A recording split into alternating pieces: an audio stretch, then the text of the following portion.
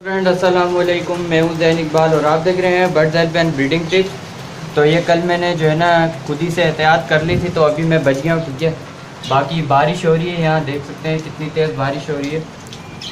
अभी थोड़ी हल्की हो गई है, तो देख सकते हैं मेरा अंदर सारा जो जहाँ पिंजरे वगैरह पड़े हैं वहाँ सारा गीला हो गया है। बाकी मैंने गत्ते वत्ते आगे पीछे रख दिए ताकि इनको ठंड वंड ना लगे। ठीक है, बाकी ये भी पिंजरा देख सकते हैं। ठीक है, और बाकी देख सकते हैं इतना बुरा हाल हो गया।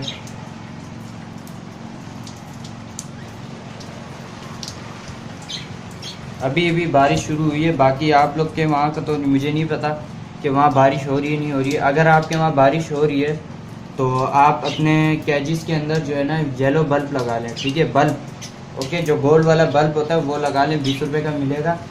उनसे जो है ना इनको सर्दी वगैरह नहीं लगेगी।